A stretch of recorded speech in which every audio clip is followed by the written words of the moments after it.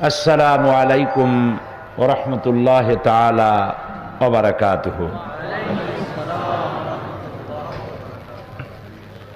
আল্লাহ সুবহানাহু ওয়া তাআলার দরবারে লাখো কোটি শুকর আদায় করছি যে মহান আল্লাহ তাবারক ওয়া তাআলা প্রতি বছরের মতো এবারেও রাজশাহী ঈদগাহ ময়দানে দাওয়াতুল ইসলাম ট্রাস্ট কর্তৃক আয়োজিত তাফসীরুল কোরআন মাহফিলে আমাদেরকে শরীক হওয়ার তৌফিক এনায়েত করেছেন।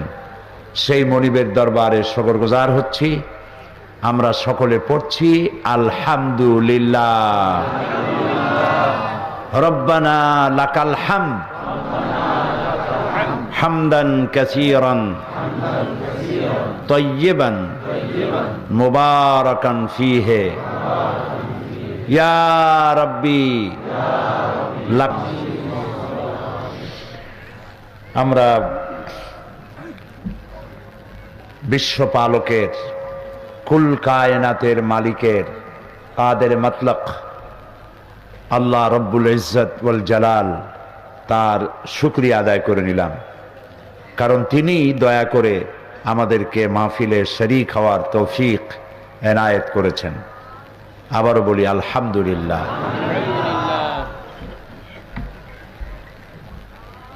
মহান আল্লাহ সুবহানাহু ওয়া তাআলা তিনি এই পৃথিবীকে সৃষ্টি করে আমাদেরকে অন্ধকারে ছেড়ে দেননি, আমাদেরকে চলার পথের দিশা তিনি দিয়েছেন। আমরা যেন চলতে গিয়ে অন্ধকারে খানায় খন্দে ড্রেনে অথবা ম্যানহোলে আমরা যেন পড়ে না যাই, আমরা যেন সর্বশান্ত না হই, সেজন্য আল্লাহ তাআলা আমাদেরকে গাইড করেছেন।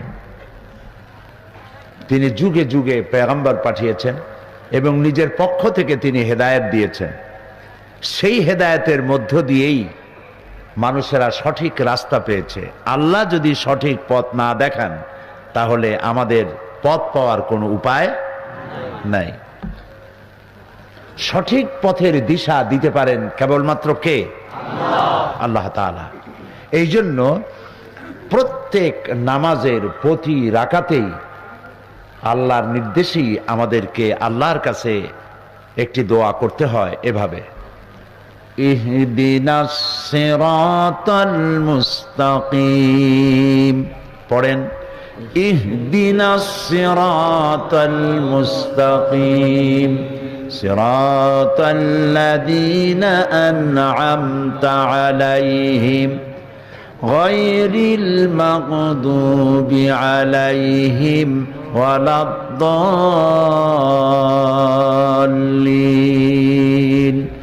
আমিন।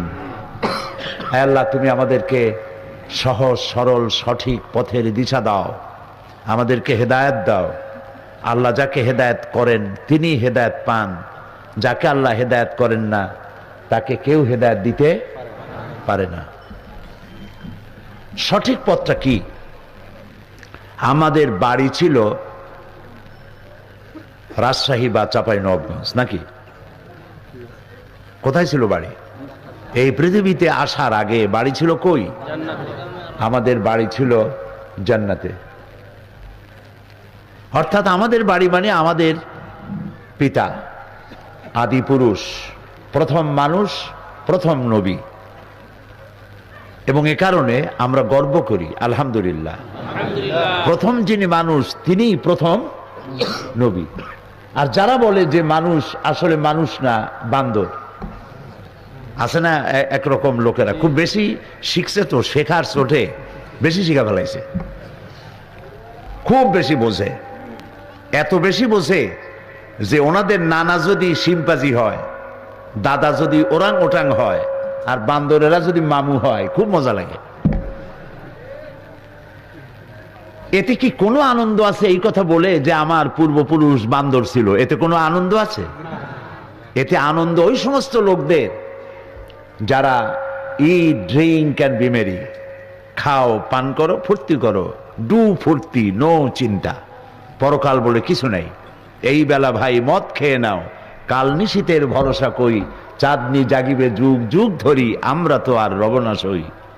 তো যারা এই পৃথিবীতে লাল পানি খাওয়ার অভ্যাস এবং বিভিন্ন ফুলের স্বাদ, নিত্য নতুন স্বাদ গ্রহণে যারা অভ্যস্ত, তারা তাদের মামু, দাদা, নানা যদি ওরাং ওঠাং, শিম্পাজি, বান্দরেরা হয়, ওদেরই আনন্দ হয়, কিন্তু এতে আমাদের কোনো আনন্দ নাই। আমাদের আনন্দ এবং গৌরবের বিষয় এই যে আমাদের প্রথম পুরুষ, প্রথম মানুষ হিসেবে আল্লাহ যাকে সৃষ্টি করেছেন তিনি হযরত আদম আলাইহিস সালাম, এবং তিনি মানুষ ছিলেন, এবং প্রথম যিনি মানুষ তিনি প্রথম নবী। সুবহানাল্লাহ। তাও তিনি গুনাহগার হিসেবে পৃথিবীতে আসেননি। কিছু লোকেরা বক্তৃতার মধ্যে বা বই লিখতে গিয়ে কথা বলেন যে তিনি যে একটি ভুল করেছিলেন জান্নাতের মধ্যে, সেই ভুলের কারণে আল্লাহ তাকে পৃথিবীতে নির্বাসিত করলেন এবং জাবালে রহমতে 300 বছর কানলেন, কানতে কানতে চোখের পানিতে গালের গোশত পয়সা হাড্ডি বাইর হয়ে গেল। তারপরে আল্লাহ তাআলা তার গুনাহ মাফ করলেন। এই কথাটা 100% ভুল, এটা সঠিক নয়। জান্নাতের ভেতরে বসেই তিনি তার ভুলের অনুভূতি তার মধ্যে সৃষ্টি হয়েছিল, ঠিক না? এ কোরআন শরীফে আছে। আল্লাহ বললেন আমি তাকে কিছু কালেমা শিখাই দিলাম। আমাদের পিতা আদম আলাইহিস সালাম জান্নাতের ভেতরে বসেই প্রস্তুতি নিলেন যে ভুল তো করছি, এখন মাপ পাওয়ার পথ কি? যদি আল্লাহ প্রশ্ন করেন এত জিনিস, এত নিয়ামত থুইয়া তুমি যেটা নিষেধ করলাম ওইটার কাছে গেলা কেন, এই প্রশ্ন যদি আল্লাহ করেন তাহলে আমি কি বলবো? হযরতে আদম আলাইহিস সালাম তার ধারণা মতে যখনই আল্লাহ প্রশ্ন করলেন যে নিষিদ্ধ বৃক্ষের কাছে গেলে কেন, তিনি কোনো আর্গুমেন্টের কাছে যাননি, তিনি কোনো যুক্তির কাছে যাননি, তিনি সারেন্ডার করলেন আর পড়লেন রব্বানা যালামনা আনফুসানা ওয়া ইন লাম তাগফির লানা ওয়া তারহামনা লানাকুনান্না মিনাল খাসিরিন। জানেন না আপনারা? পড়েন রব্বানা যালামনা আনফুসানা ওয়া ইন লাম তাগফির লানা ওয়া তারহামনা লানাকুনান্না মিনাল খাসিরিন। আয় আমার রব, আমি আমার নিজের নফসের উপরে জুলম করেছি, অত্যাচার করেছি, তুমি যদি আমাকে ক্ষমা না করো আর যদি তুমি আমাকে করুণা না করো আমি ক্ষতিগ্রস্তদের মধ্যে শামিল হয়ে যাব। আমাদের আদি পিতা আদম আলাইহিস সালাম বুদ্ধিমান ছিলেন, ঠিক না? আস্তে করলেন কেন? বুদ্ধিমান ছিলেন।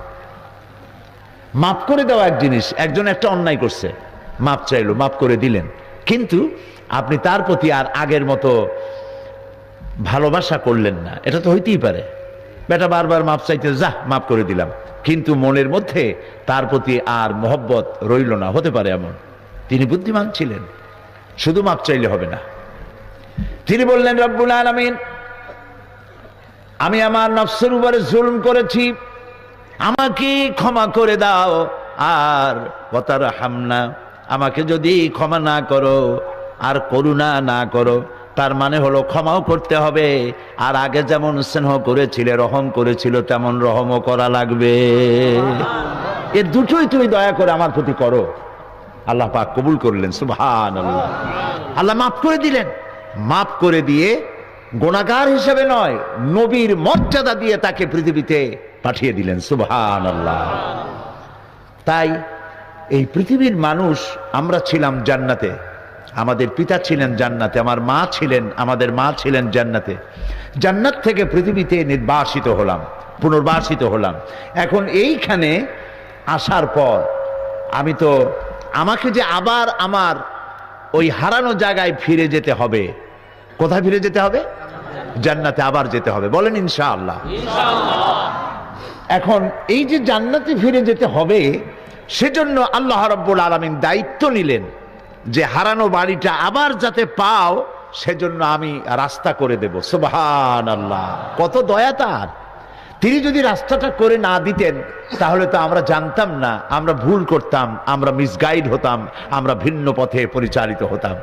সেজন্য আল্লাহ তাআলা পথ দিলেন। সে পথ হচ্ছে নবীদের দিলেন, নবীদের সাথে কিতাব দিলেন। আর এই নবুয়তের সিলসিলার সর্বপ্রথম নবী ছিলেন আদম আলাইহিস সালাম, আর সর্বশেষ যিনি ছিলেন তার নাম মুহাম্মাদুর রাসূলুল্লাহ সাল্লাল্লাহু আলাইহি ওয়াসাল্লাম। তার কাছে আল্লাহ তাআলা সর্বশেষ কিতাব দিলেন, নাম কি? আল কোরআন। এবং বললেন ওয়াতাসিমু বিহাবলিল্লাহি জামিআ ওয়ালা তাফাররাকু,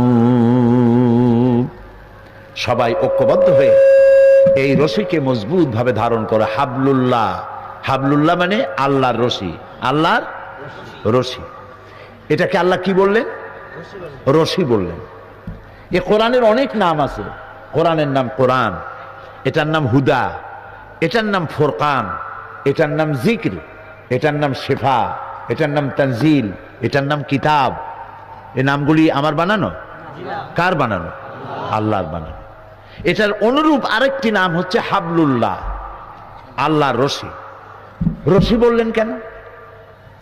আল্লাহর সমস্ত কথা, আল্লাহর প্রত্যেকটি কথা বিজ্ঞানসম্মত, এবং প্রত্যেকটি কথার ওজন এত বেশি, সাতবক আকাশ, সাতবক জমিন এক পাল্লায়, আর আল্লাহর একটি শব্দ আর এক পাল্লায় সমান হবে না।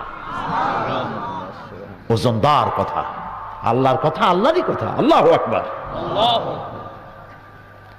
রশি বললেন কেন? কোরআনকে রশি বলা হলো কেন? কারণ হলো, আমরা ছিলাম জান্নাতে, ধরে নিন দুনিয়া একটা কুয়া, আমরা জান্নাত থেকে দুনিয়া নামক কুয়ার মধ্যে পড়ে গেছি। এখন কুয়ায় পতিত মানুষ উঠাবার জন্য, এই যে আপনারা দুইজন চেয়ারে বসে খালি মোড়ামুড়ি করেন কেন? এই যে মাইকের অপারেটর যারা, এ তো শোনাই যাচ্ছে, আপনারা এক একবার মোড়ামুড়ি করেন, আপনারা সবাই ওই দুইজনের জন্য দোয়া করেন, জি, যাতে এটা ভালোভাবে চলে। কনা আমি ওই জায়গায় একজনে বলতেছে কানের তালা ফাটে যাওয়ার কায়দা হয়ে গেছে। যাই হোক, দুনিয়া নামক কুয়ার মধ্যে আমরা পড়ে গেছি। এখন কুয়া দিয়া মানুষ উঠাবার জন্য সব থেকে সহায়ক কি? বাঁশ। বাঁশ নামাই দিলে হবে? সব থেকে সহায়ক কি? রশি, দড়ি। কুয়ার মানুষ উঠাইতে হলে দড়ি লাগবে। সুবহানাল্লাহ। আল্লাহ কোরআনে বানাইলেন দড়ি। আল্লাহু আকবার। এখন কুয়া দিয়ে মানুষ টাইনে উঠাবার জন্য রশির ব্যাপারে দুইটা শর্ত থাকতে হবে।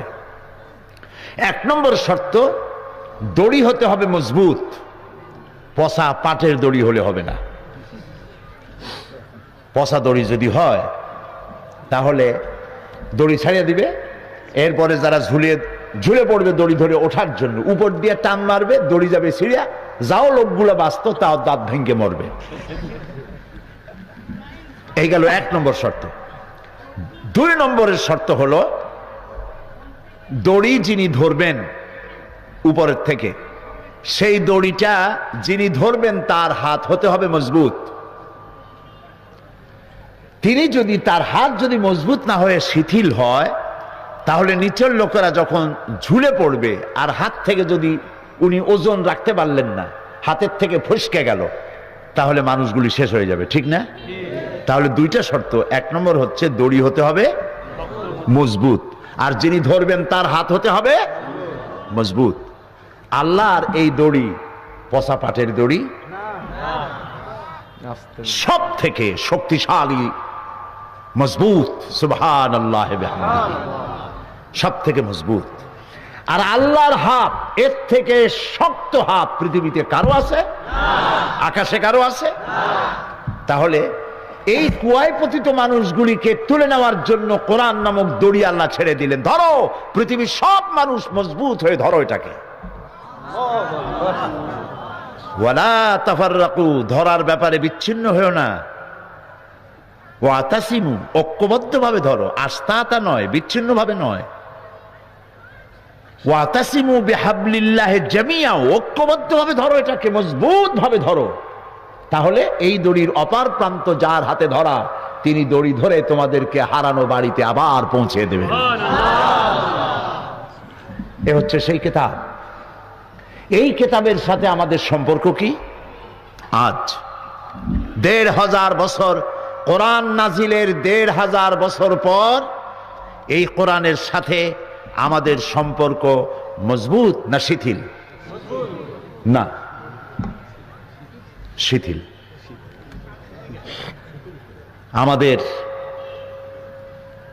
আমাদের সম্পর্কটা যে ধরনের হওয়া উচিত ছিল, সম্পর্কটা ওই রকম নাই। স্বীকার করতে কোনো লজ্জা আছে? ওরকম নাই। কোরআনের সাথে সম্পর্ক রোজার মাসে যে সম্পর্ক গড়ে ওঠে, বাকি 11 মাসে সেই সম্পর্ক থাকে। তাহলে কেমনে বললেন যে মজবুত? রোজার মাসে সুবহানাল্লাহ কি খতম! এক জায়গায় বসে গল্প করে আমাদের লোকেরা, বলে ভাই আমার পুত্রবধূ 7 খতম, আমার মেয়ে 9 খতম, আমার বউ 11 খতম, আর আমি না পড়িয়েই খতম। এই যে 7 খতম, 9 খতম, 10 খতম খতম করলেন, আপনি কি একটা লাইনও বোঝেন? বউ তো বুঝেছে, পুত্রবধূ বুঝেছে। ইন্না লিল্লাহি ওয়া ইন্না ইলাইহি রাজিউন। কোরআন শরীফ এইভাবে খতম করার জন্য আসে নাই। প্রিয় ভাই সব, বিশ্বাস করুন, এরকম খতম করার জন্য আসে নাই। কোরআন এসেছে তেলাওয়াত করবেন, বুঝবেন আর আমল করবেন। কোন কোন সাহাবী সূরা বাকারার মতো একটি লম্বা সূরা তেলাওয়াত করতে সময় লেগেছে 3 বছর, কারো 5 বছর। আমরা তো একই মাসে খতম করি 5 বার 7 বার। 3 বছর 5 বছর লাগলো কেন? এক একটি আয়াত তারা তেলাওয়াত করেছেন, বুঝেছেন, বাস্তব জীবনে আমল করেছেন। ব্যক্তিতে, পরিবারে, দোকানে, হাটে বাজারে যে আয়াত যেখানে সেখানে জীবনের উপরে আমল করেছেন। তারপরে আরেকটা পড়েছেন, সেটা বুঝেছেন, আমল করেছেন, আবার আরেকটা তেলাওয়াত করেছেন, বুঝেছেন, আমল করেছেন। এইভাবে গোটা কোরআন শরীফ বুঝে আমল করে তারা যখন রাস্তা দিয়ে যেতেন, সাহাবীরা, নবীর সাহাবীরা যখন রাস্তা দিয়ে হাঁটতেন, মানুষেরা বুঝতে পারত জীবন্ত কোরআন যেন হেঁটে যেতেছে, কোরআন হাঁটতেছে। সুবহানাল্লাহ। রাসূলুল্লাহর জীবনটা কি ছিল? হযরত আয়েশা সিদ্দিকা রাদিয়াল্লাহু তাআলা আনহাকে যে প্রশ্ন করা হয়েছিল, সকলের অধিকাংশ লোকেরাই সেটা জানেন। হযরত আয়েশাকে প্রশ্ন করার পর, তার চরিত্র সম্পর্কে জানার জন্য প্রশ্ন করার পর, আমাদের মা হযরত আয়েশা জবাবে বলেছিলেন, রাসূলের চরিত্র জানার জন্য আমার কাছে প্রশ্ন করার কোনো প্রয়োজন নাই। যদি তোমরা কোরআন বুঝে থাকো, কোরআন যদি পড়ে থাকো আর বুঝে থাকো, নবীর চরিত্র আমার কাছে জিজ্ঞাসা করার দরকার নাই। কোরআনে যা পড়েছো তার বাস্তব নমুনা যদি দেখতে চাও, আল্লাহর নবীর দিকে তাকায়া দেখো। যেটা কোরআন সেটাই নবীর চরিত্র। সুবহানাল্লাহ। যেটা কোরআন সেইটাই নবীর চরিত্র। এজন্য নবী করিম সাল্লাল্লাহু আলাইহি ওয়াসাল্লামের 23 বছরের জীবনের হুবহু নমুনা হচ্ছে কোরআন শরীফ। আর কোরআন শরীফের ব্যাখ্যা, তরজমা, তাফসীর, 30 পারা কোরআনের ব্যাখ্যা, তাফসীর, নবী করিম সাল্লাল্লাহু আলাইহি ওয়াসাল্লামের 23 বছরের জীবন। সারা পৃথিবীতে যত তাফসীর রচিত হয়েছে, সমস্ত তাফসীর যা, নবী করিম সাল্লাল্লাহু আলাইহি ওয়াসাল্লামের 23 বছরের জীবন সেটাই। সুবহানাল্লাহ। কোরআন শুধু মুখস্থ করার জন্যে, শুধু তেলাওয়াতের জন্য নাজিল হয় নাই। কোরআন এসেছিল একটি বিপ্লব সাধন করার জন্য। আপনি কি ভাবতে পারেন একখানা কিতাব একটি বিপ্লব করেছে? সুবহানাল্লাহ। বিপ্লব তো এমনি এমনি হয় না। বিপ্লব তো বোঝেন, রিভলিউশন, বিপ্লব, ইনকিলাব। এক একটা বিপ্লবে লক্ষ লক্ষ মানুষের রক্ত প্রবাহিত হয়, জীবন দিতে হয়। সমাজতন্ত্র, কমিউনিজম প্রতিষ্ঠিত করতে গিয়ে এখনো রাশিয়ার বুকে গণকবর আবিষ্কার হচ্ছে, হাজার হাজার মানুষের কঙ্কাল আবিষ্কৃত হচ্ছে, লক্ষ লক্ষ মানুষের জীবনের উপরে প্রতিষ্ঠিত হয়েছিল পৃথিবীর একটি ঘৃণ্যতম মতবাদ, সমাজতন্ত্র বা কমিউনিজম। ইসলামের বিপ্লবের জন্য এত রক্তের প্রয়োজন হয়নি, মাত্র কয়েক শত লোকের জীবনের বিনিময়, একখানা কিতাবের বরকতে একটি নীরব বিপ্লব সাধিত হলো বিশ্বের বুকে। সেই কিতাবখানার নাম কোরআন শরীফ। সুবহানাল্লাহ কইতে ইচ্ছে করে না? একটা কিতাবে একটা বিপ্লব করেছে, আল্লাহু আকবার। একখানা কিতাব একটা বিপ্লব করলো। কি বিপ্লব করছে? মরা মানুষগুলোরে জেতা বানাই দিছে। মরা মানুষগুলো কি হয়েছে? জীবিত হয়ে গিয়েছে। নবী করিম সাল্লাল্লাহু আলাইহি সাল্লাম যখন পৃথিবীতে এসেছিলেন, মানুষগুলো তখন আপনারা বলবেন জীবিত তো ছিলই। আবু জাহাল, আবু লাহাব, উতবা, সাইবা, মুগিরার গোষ্ঠীরা, এরা কি মৃত্যু ছিল না জীবিত ছিল? জীবিত ছিল, কিন্তু নৈতিকতার দিক থেকে ছিল কি? মৃত্যু। এই জন্য কবি বলছেন, এমনি একটা মানুষ হাঁটাচলা করে, এটাই তার জীবিত থাকার প্রমাণ নয়। জীবিত থাকার প্রমাণ হলো তার আত্মার বিকাশ হচ্ছে কিনা, তার হাত পাও চক্ষু কর্ণ মানুষের মতো কাজ করছে কিনা। মানুষ আর পশুর মধ্যে পার্থক্য আছে না নাই? আছে কিনা?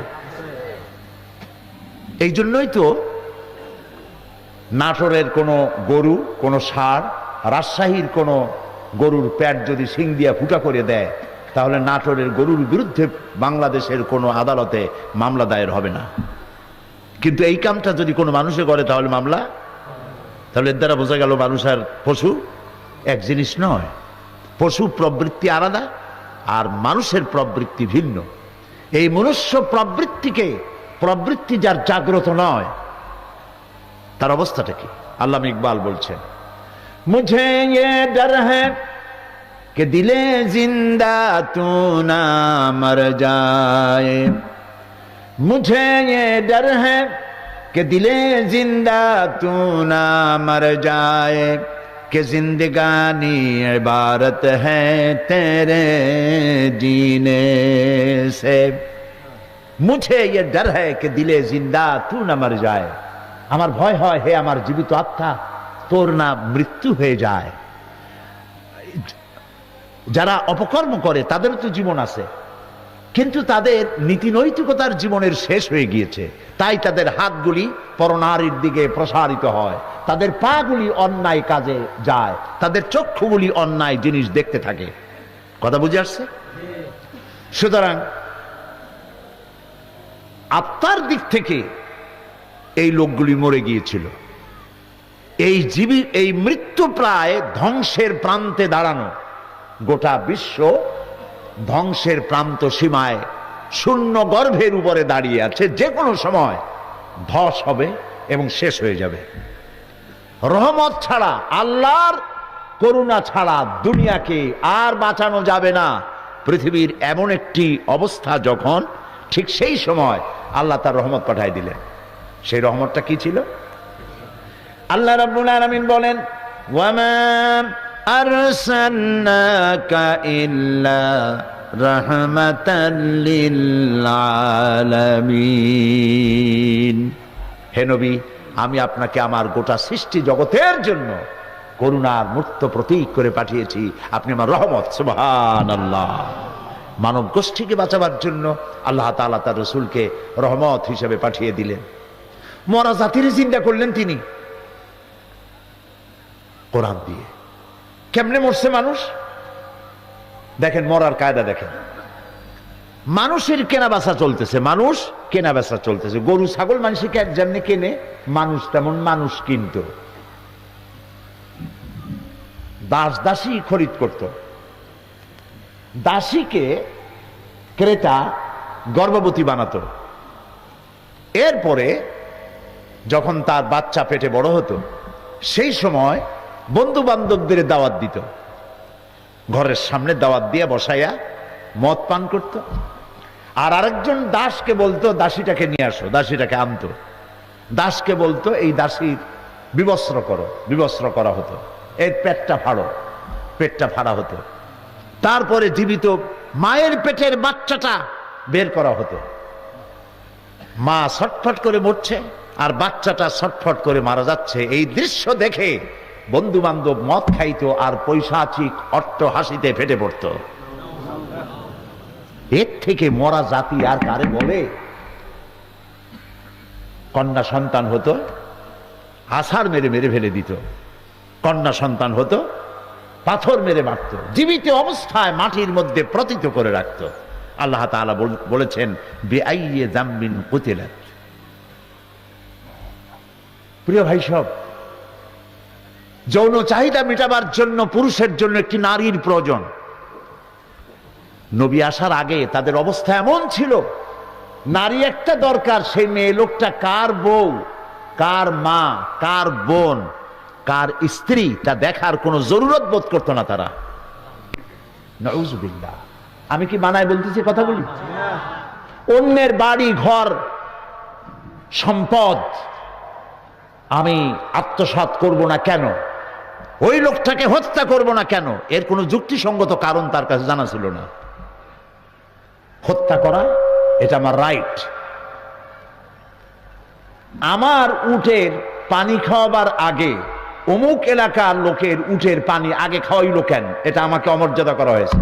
এই বিষয় নিয়ে 100 বছর যুদ্ধ চলেছে। এই জাতি কি জিন্দা না মরা? মরা জাতি।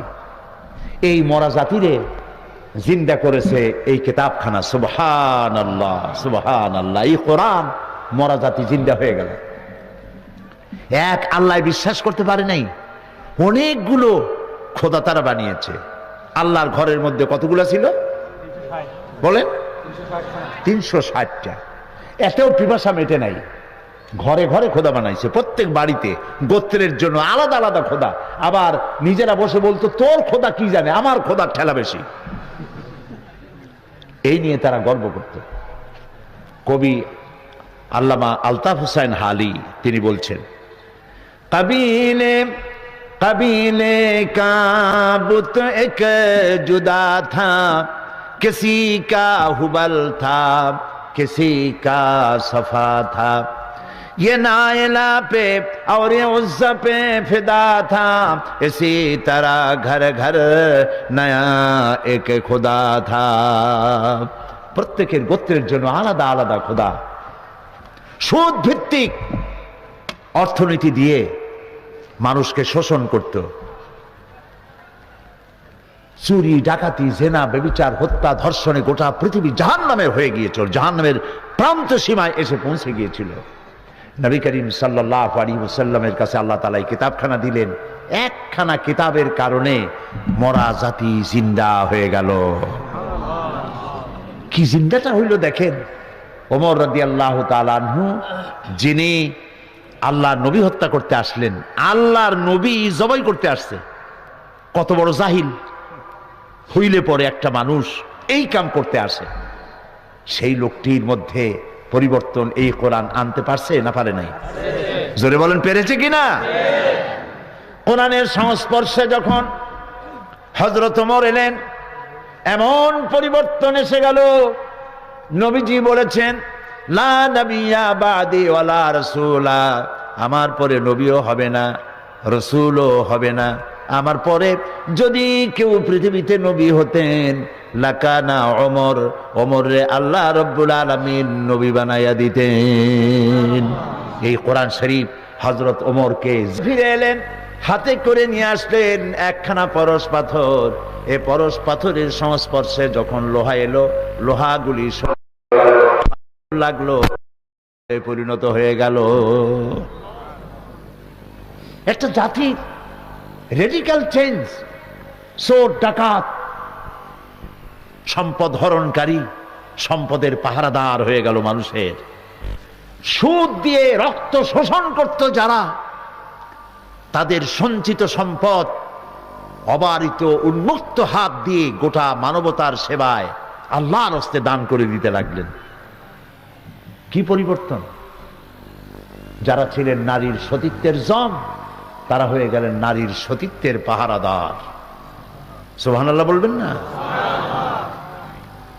এই জন্য কোরআনে কারীম যে মিশন নিয়ে এসেছিল, সেই মিশনের সাথে আমরা পরিচিত খুব কম লোক, বেশি লোক এর সাথে পরিচিত হইতে বলেন।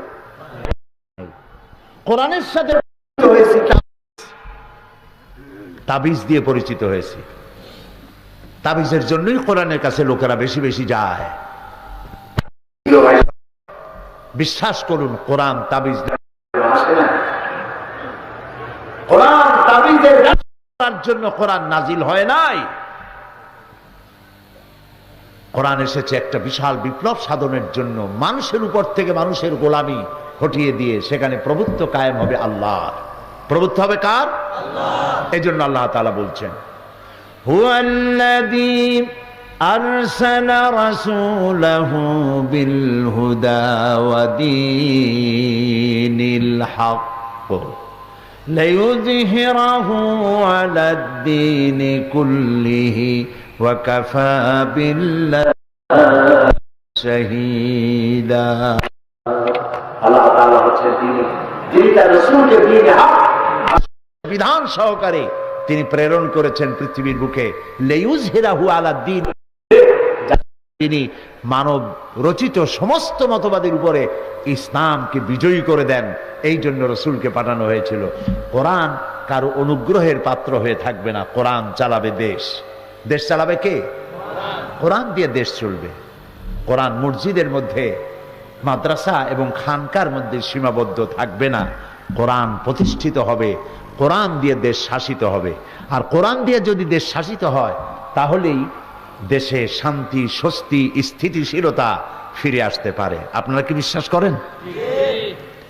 প্রিয় ভাই সব, এই জন্য আল্লাহ রাব্বুল আলামিন বলেন, وعلى الله قصد السبيل ومنها جائر ولو شاء لهداكم أجمعين وعلى الله قصد السبيل। সোজা রাস্তা বলে দেওয়ার দায়িত্ব আমার। কার? সবাই বলেন। সোজা রাস্তা বলে দেওয়ার দায়িত্ব কার? আল্লাহ বলছেন, যেখানে অসংখ্য বাঁকা পথ সেখানে সোজা রাস্তা বলে দেব আমি। সুবহানাল্লাহ। মানুষের প্রতি তার কত দয়া, কত রহম তার। সোজা রাস্তা আমি বলে দেব। পৃথিবীতে তো পড়ে গেছো, জান্নাতে ফিরে যেতে হবে। সেই জন্য অনেক রাস্তা তৈরি হবে। সকল রাস্তাই ঠিক না, একটাই ঠিক। অঙ্ক পরীক্ষা যখন ছেলেরা দেয়, তখন যারা ভুল করে তাদের ভুল হয় নানান রকম, আর যারা ঠিক করে তাদেরটা হয় একরকম। এটা ঠিক কিনা? এটা ঠিক কিনা? কাজে অসংখ্য বাঁকা পথ আছে, সব পথ ঠিক নয়। সোজা মাত্র একটা, সোজা মাত্র একটা। এবং একথাও দৃষ্টান্ত স্বরূপ বলা যায়, জ্যামিতির সূত্র দিয়ে এক বিন্দু থেকে আর এক বিন্দুর জন্য সরল রেখা কয়টা? বাকি যেগুলো দেবে সেগুলো কি সোজা অবস্থায় যাবে? যাবে না। কিয়ামতের আগেও যাবে না, খালি বেঁকা হবে। যত দিবেন তত বেঁকা হবে, সোজা হবে মাত্র একটা। সেই সোজা রাস্তাটা আল্লাহ বলছেন আমি সেই সোজা রাস্তাটা দেখাবো। সুবহানাল্লাহ। ওয়া আলাল্লাহি কাসদুস সাবিল। সোজা রাস্তা বলে দেওয়ার দায়িত্ব আমার, যেখানে রয়েছে অসংখ্য বাঁকা পথ। আল্লাহ রাব্বুল আলামিন সূরা ইব্রাহিমের মধ্যে বলেছেন, আলিফ লাম রা কিতাবুন আনজালনাহু ইলাইকা লিতুখরিজান নাসা মিনাজ যুলুমাতি ইলান নূর। সুবহানাল্লাহ। আলিফ লাম রা।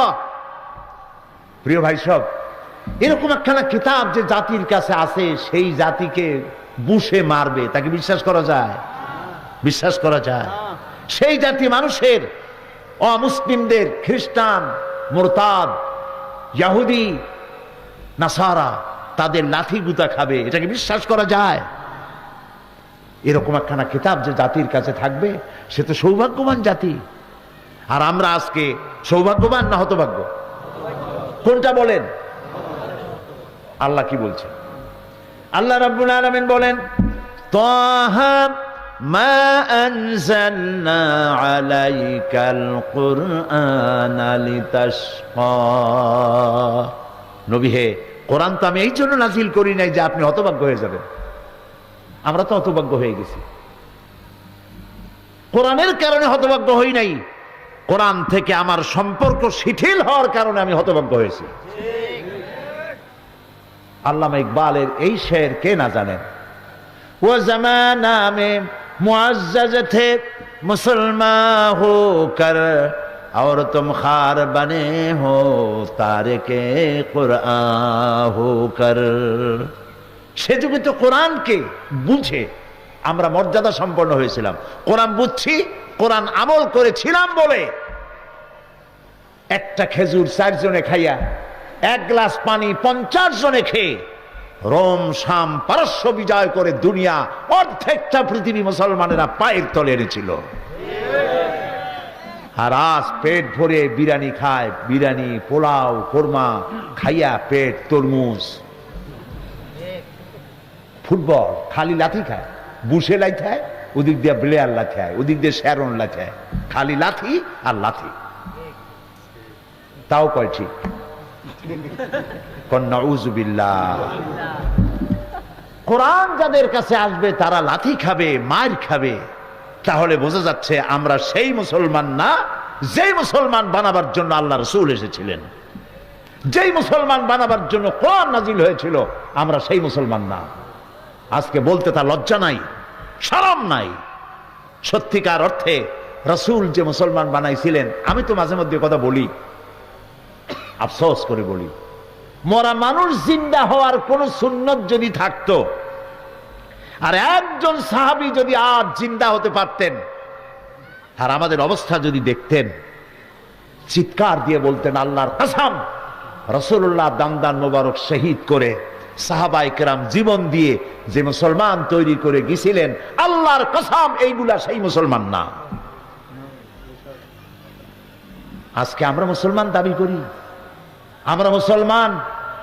আমাদের মুসলমানেরা কবরের কাছে মাথা নত করে, কবরের উপরে চাদর চড়ায়, আগরবাতি দেয়, মোমবাতি দেয়, মোরাফির জাতাবীরের নামে মানত করে, আর এরপরেও দাবি করি আমি মুসলমান। নাউযুবিল্লাহ। মাজারগুলিতে কারা যায়?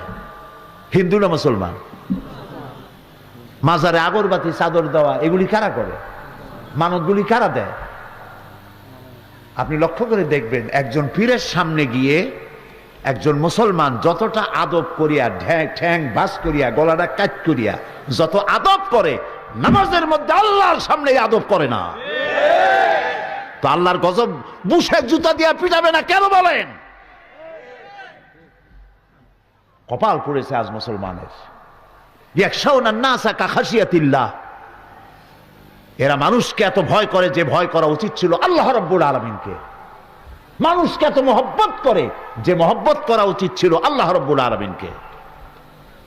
এই কথাগুলি কি আমি বাড়তি কথা বলছি না ঠিক বলছি? কাজী যতক্ষণ পর্যন্ত মাজার থেকে মসজিদমুখী না হতে পারবেন, যতক্ষণ পর্যন্ত বাতিল বিভ্রান্ত ভণ্ড পীরগুলি থেকে নিজের জীবনকে রাসূলুল্লাহর দিকে ফিরাইতে না পারবেন, জুতা খাইতেই হবে, বাঁচতে পারবেন না। ভণ্ড পীর দিয়ে ভরে গেছে বহুত। আসল পীর থাকতে পারে কিন্তু ভণ্ড বেশি, ঠিক কিনা? আশিকে রাসূল, সুফি সম্রাট, শয়তানের সম্রাট, নাম রাখা সুফি সম্রাট। প্রিয় ভাই সব, আশিকে রাসূল মহাসম্মেলন, রাসূলুল্লাহর মহব্বতের চোটে ঘরের মধ্যে বসে থাকে। যখন সালমান রুশদি রাসূলুল্লাহকে গাল দিয়া বই লিখলো স্যাটানিক ভার্সেস, মদখোর জিনাকার মুসলমান পর্যন্ত রাস্তায় বেরিয়ে এসেছে, আমি নামাজ পড়ি না, মদ খাই, অন্যায় করি ঠিকই, কিন্তু আমার রাসূলকে গালি দিবা, আমি বাইসে থাকব করবো কি? মিছিলে গিয়ে গুলি করে শহীদ হয়ে গেছে। তুমি সম্রাট হইছো, তুমি তখন কি করছো? যখন এদেশে 252টি মাদ্রাসা বন্ধ করেছিল বিগত সরকার, তুমি সুফি সম্রাট কোথায় ছিলে? যখন শাইখুল হাদিস আল্লামা আজিজুল হককে জেলের মধ্যে ঢুকানো হলো, গত 5 বছরে বাইতুল মুকাররমে মুসল্লিদেরকে পিটাইয়া রক্ত দিয়া বাইতুল মুকাররম লাল করে দিয়েছিল। কোথায় ছিলে ভণ্ড? সুতরাং এই ভণ্ডদের সাথে মুসলমানদের কোনো সম্পর্ক থাকতে পারে না। এই সম্পর্ক ছিন্ন করতে হবে। কলিজার মধ্যে মহব্বত হবে আল্লাহ এবং তার রাসূলের, ভয় হতে হবে আল্লাহ এবং তার, তাহলে আবার সেই হারানো সুদিন ফিরে আসতে পারে। অন্যথায় নয়। আপনার বাধাটা কেন হতে হবে ওদের সামনে? কেন ভয় পান? দুনিয়ার সমস্ত পীর একত্রিত হয়ে ফু দিয়ে আপনার ভাগ্য ভালো বানাতে পারবে না, পারবে না, পারবে না। অথবা বদ্ধ করে আপনার এক গাছা পশম বাঁকা করতে পারবে না। এটা হলো ঈমান। এটার নাম কি? খায়রিহি ওয়া শাররিহি মিনাল্লাহ তাআলা। আমার ভালো আমার মন্দ একজনের হাতে, তার নাম কি? আল্লাহ। এক মহাসত্তার হাতের মধ্যে, তার নাম কি? চিল্লায় বলো আল্লাহ। এই কথা আপনি যত বেশি আপনার কলিজার ভিতরে গেড়ে নিতে পারবেন, ততই জিল্লাতি আর অপমান থেকে আপনি রক্ষা পাবেন। এক আল্লাহর সামনে সেজদা করবেন, দুনিয়া আপনারে সম্মান করবে। এক আল্লাহরে বাদ দিবেন, সমস্ত জায়গায় ভয় পাবেন, এমনকি পাতি শিয়ালের ডাক শুনিয়ে হার্ট ফেল করবেন। ওই তাহাজ্জুদ গোজারের কোনো দাম নাই আল্লাহর কাছে যে ট্রাকের টায়ার বাজ শুনিয়া হার্ট ফেল করে। ওই মর্দে মুজাহিদের দাম যে বোমার আওয়াজ শুনলে পরে পালায় না, দৌড়ে দেখতে চায় আমার কোন লোক এই বোমায় আহত হয়েছে নাকি। এর নাম হলো মুমিন।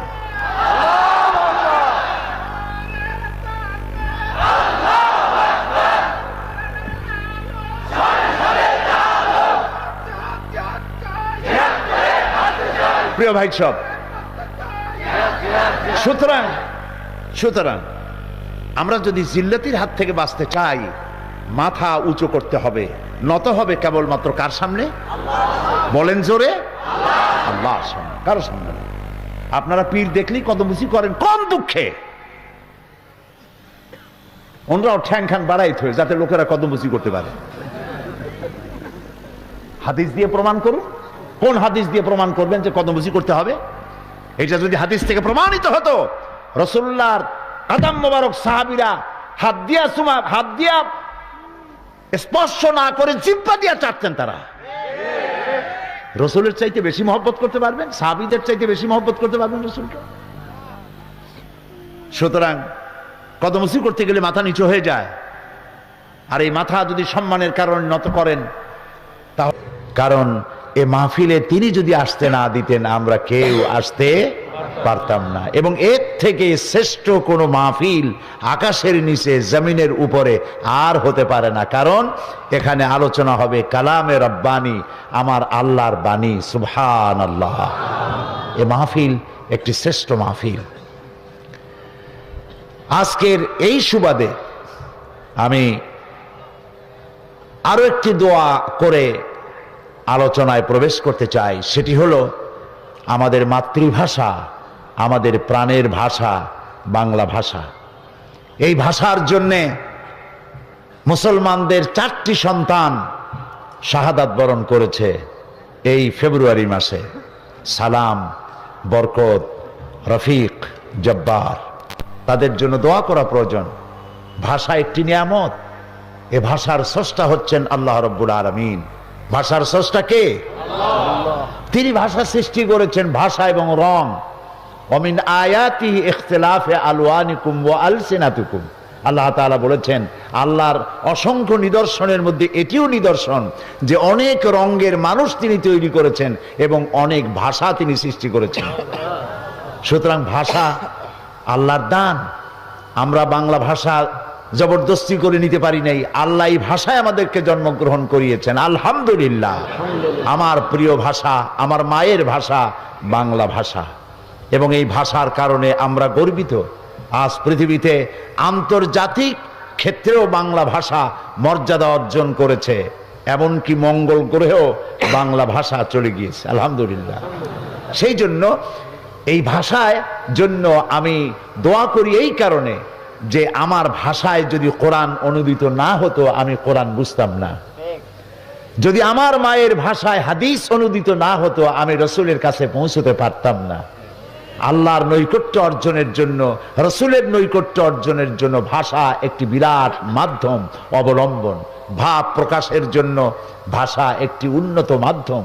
সে ভাষা আমার ভাষা, মায়ের ভাষা, আমাদের সকলের ভাষা বাংলা ভাষা। এই ভাষার জন্য যারা জীবন দিলেন আজকে শুরুতেই তাদের জন্য দোয়া করি আল্লাহ যেন তাদেরকে জান্নাতের মেহমান বানিয়ে নেন। আমি আপনাদের কাছে আরো দোয়া চাই, বিশেষ করে সভাপতি সাহেবের জন্য।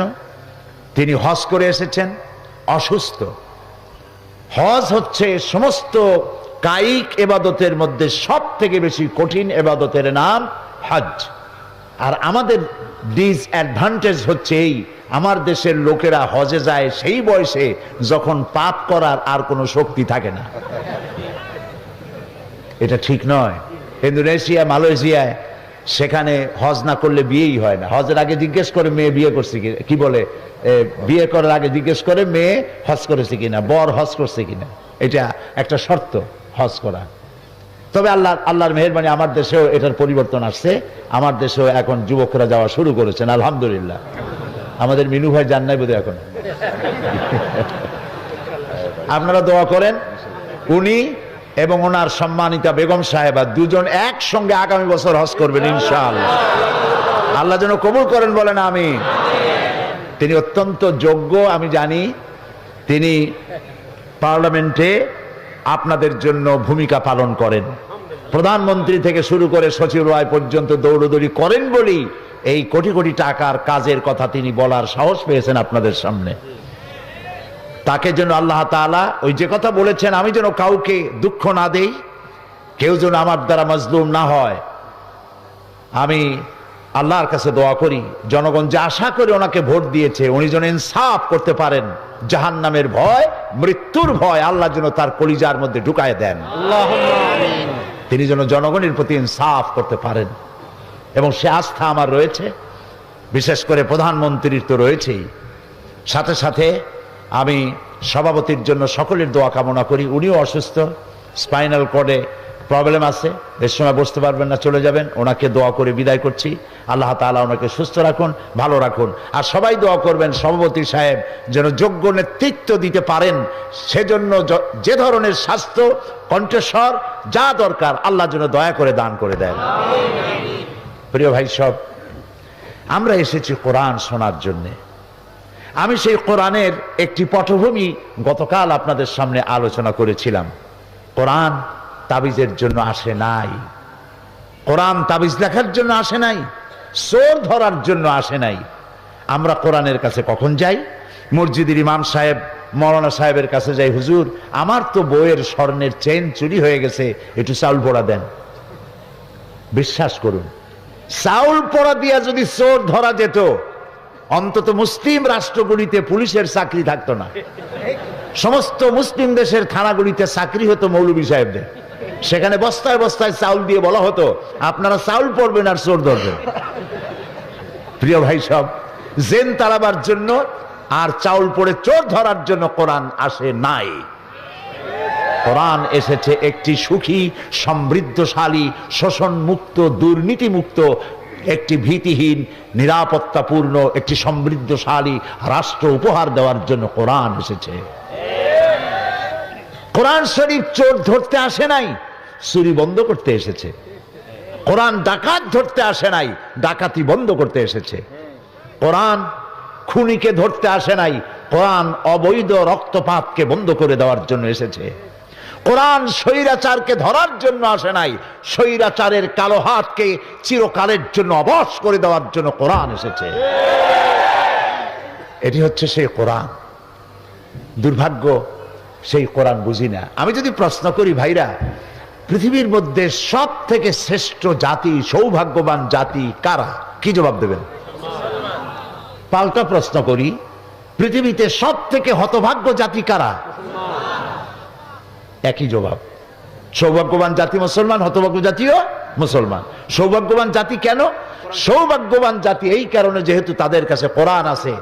পৃথিবীর কোন জাতির কাছে তাদের ধর্মীয় পুস্তক অবিকৃত উপায়, অকৃত্রিম উপায়, অরিজিনালিটি, পিউরিটি নিয়ে, অথেন্টিসিটির সাথে কোন জাতির কাছে নাই। চ্যালেঞ্জ রইল। আজ পৃথিবীর শত কোটি খ্রিস্টান পৃথিবীতে বাস করে।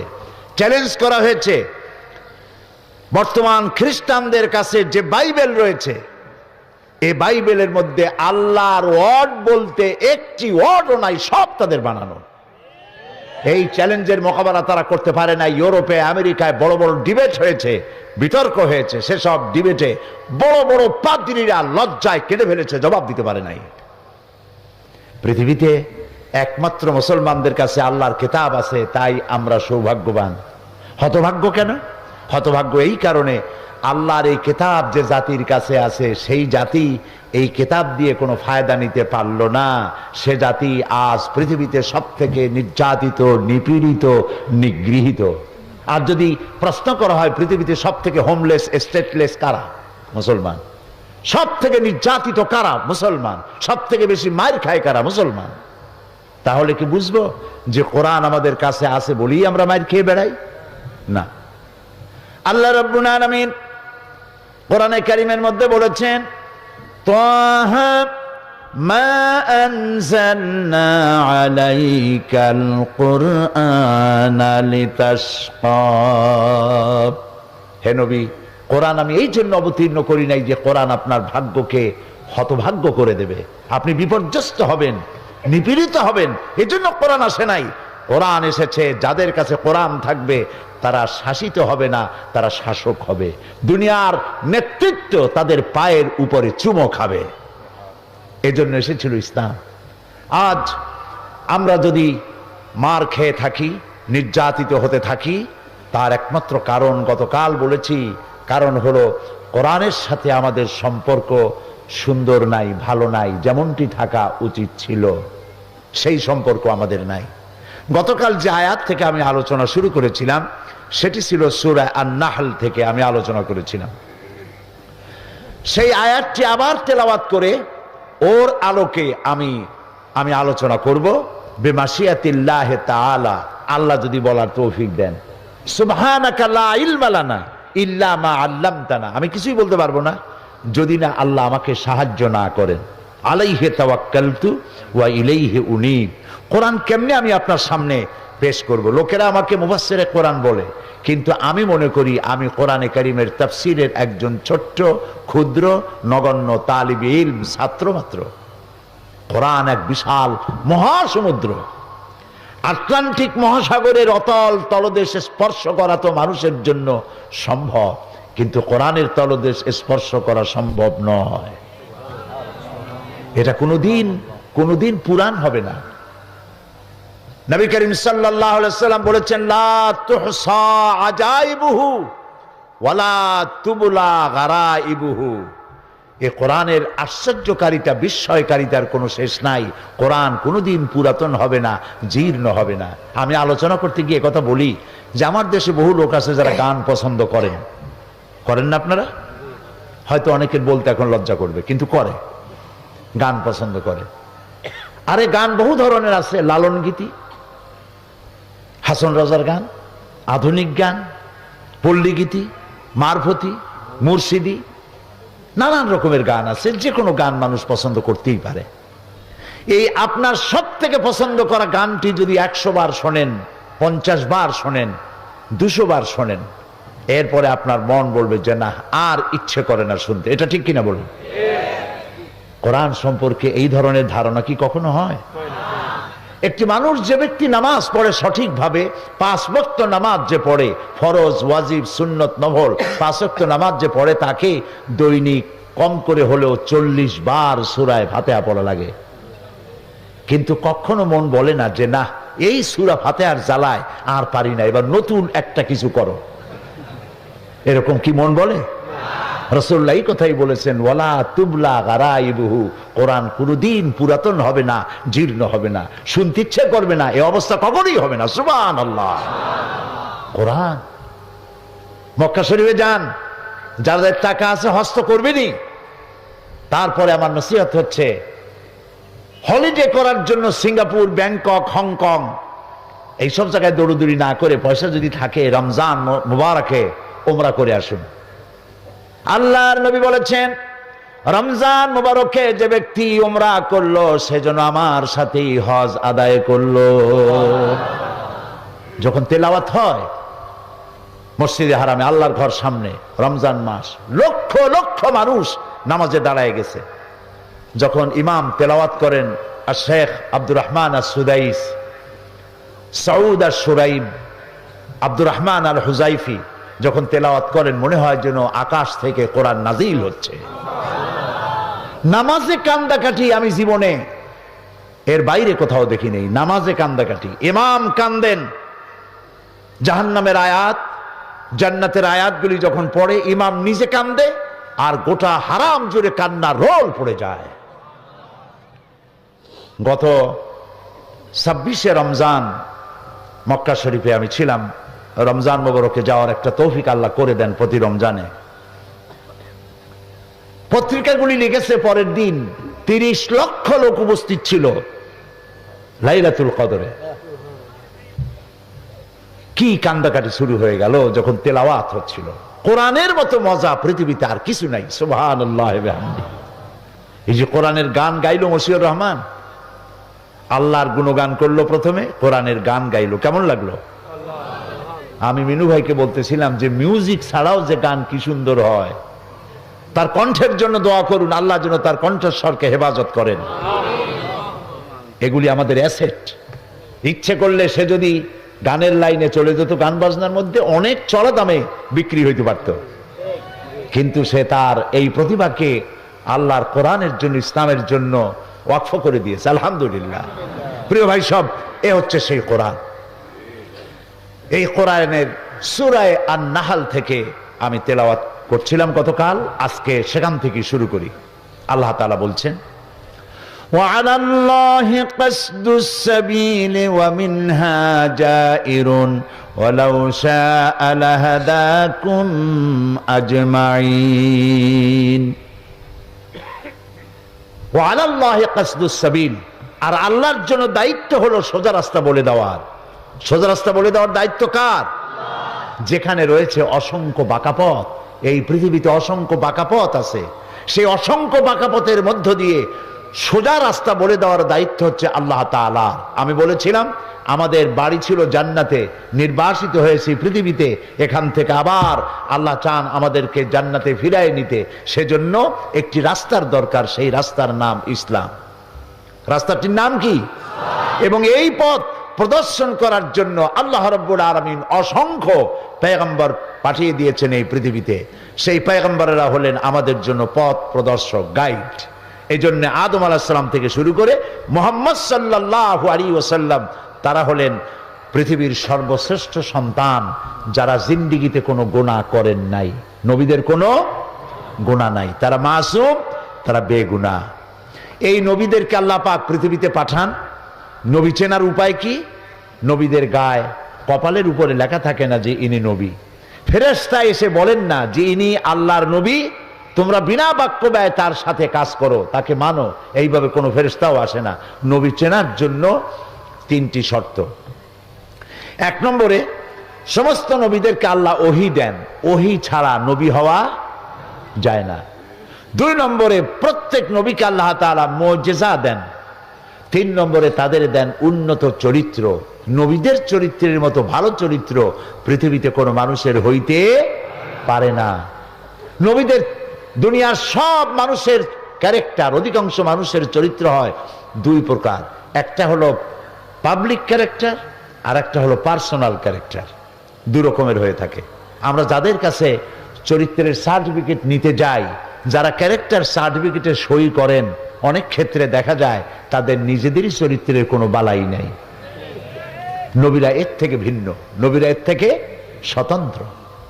নবীদেরকে আল্লাহ পাক বানান। ইলেকশন করে তো মেয়র বানানো যায়, ইলেকশন করে তো এমপি বানানো যায়, ইলেকশন করে তো প্রেসিডেন্ট, চেয়ারম্যান বানানো যায়, কিন্তু ইলেকশন করে নবী বানানো যায় না।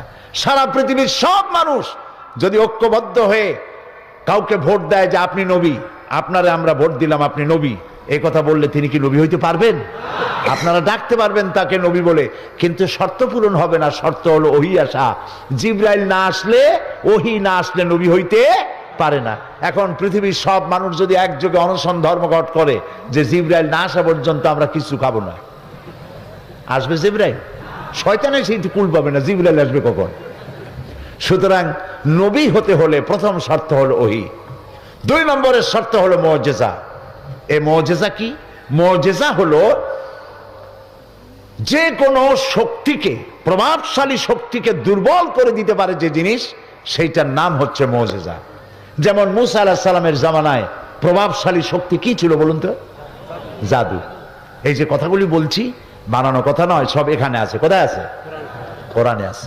জাদু। জাদু দিয়ে কি করতো তারা? ফু দিত। ফু দিয়ে দড়ি, কাশি, থালা, বাটি যা সামনে থাকতো, কোনোটা বাঘ হইতো, কোনোটা সিংহ হইতো, কোনোটা সাপ হতো, এগুলি দিয়ে তারা বাজিমাত করত। মুসা আলাইহিস সালাম সেই যুগে আসলেন, আল্লাহ তাআলা তাকে দিলেন মুআজিজা, ওই জাদু দুর্বল করার মতো ক্ষমতা। কোরআন বলছে সূরা তাহা,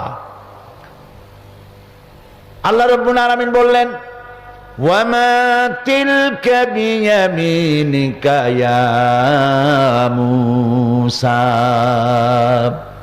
মুসা হে, তোমার হাতে, ডান হাতে ওটা কি?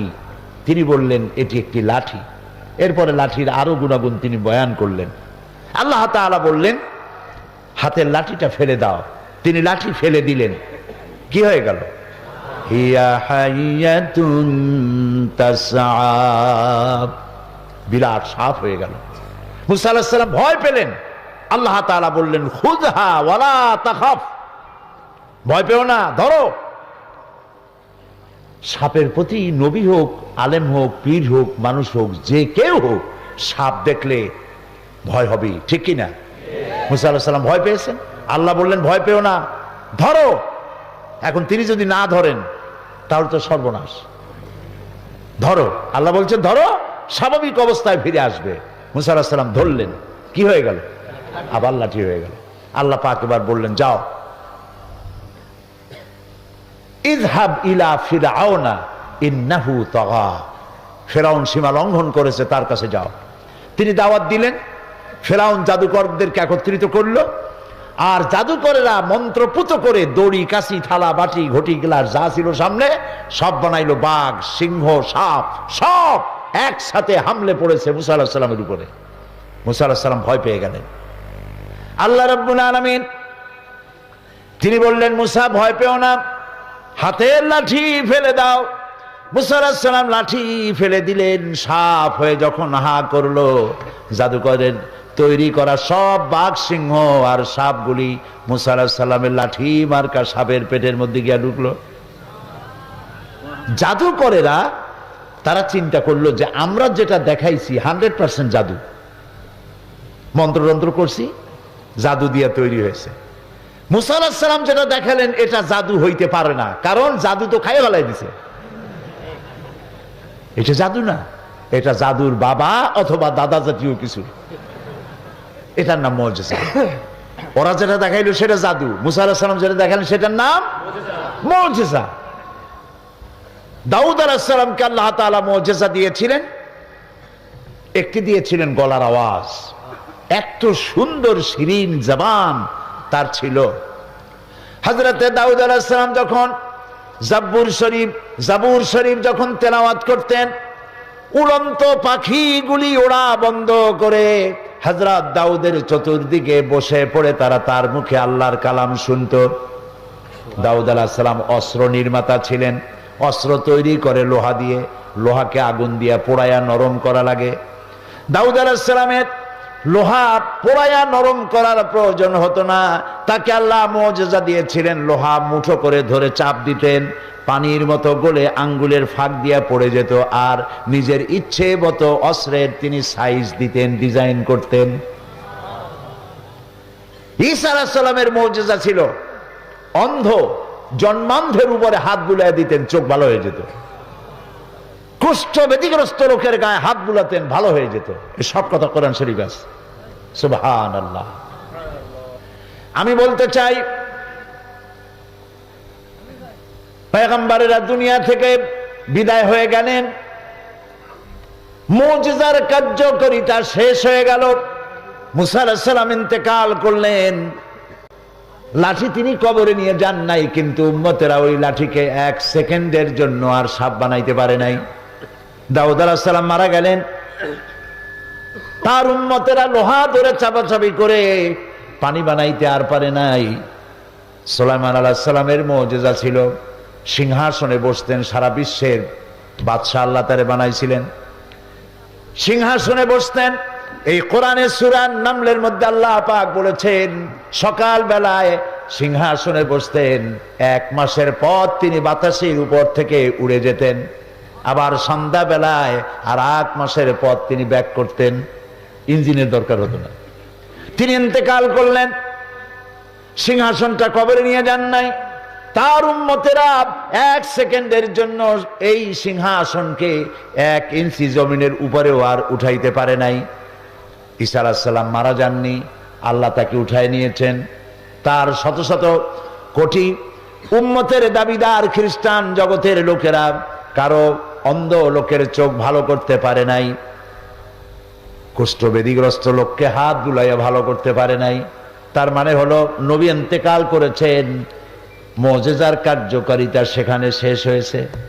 কিন্তু আপনার আমার নবী, বিশ্ব নবী মুহাম্মদুর রাসূলুল্লাহ সাল্লাল্লাহু আলাইহি ওয়াসাল্লাম, তার নবুয়তের জীবনে 3 সহস্রাধিক মুজিজা সংগঠিত হয়েছিল।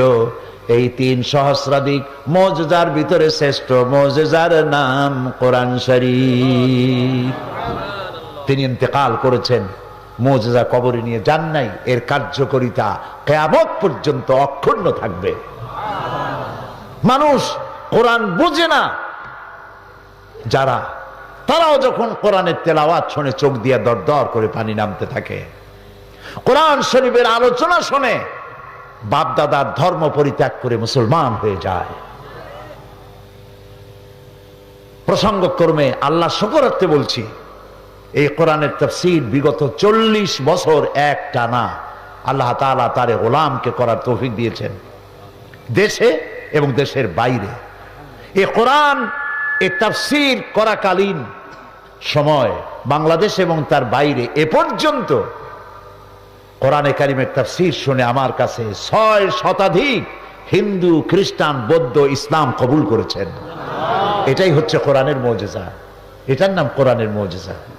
কোরআনের মুজিজা তাকায় দেখেন আজকের মাহফিলের দিকে, এর নাম কোরআনের মুজিজা। একটি জনসভা যদি হতো তাহলে আপনাদেরকে বাস ভাড়া দিয়ে আনতে হতো, ঠিক না? এই দারুল ইসলাম ট্রাস্ট রাজশাহী আপনাদেরকে বাস ভাড়া দিছে? সত্যি করে বলেন, রিক্সা ভাড়া দিছে? তাহলে অন্তত রাতের খানা আপনাদেরকে সরবরাহ করবে। বাস ভাড়া, রিক্সা ভাড়া তো দূরের কথা, খাওয়ার দাওয়া তো দূরের কথা, একটা চকলেটও আপনারা পাবেন না। এটা ঠিক কি না? তাহলে এই যে আপনাদের আগমন, আপনাদের আশা, বরং পয়সা এখানে দিয়ে যাবেন, ওনাদের খরচের টাকা দিয়ে যাবেন না আপনারা? তাহলে এই যে আপনারা আসলেন, এই আশাটির পেছনে আকর্ষণ কি? আল্লাহর কসম, এই আকর্ষণ সাইদি নয়, এই আকর্ষণ একমাত্র আল্লাহর কিতাব কোরআন শরীফ।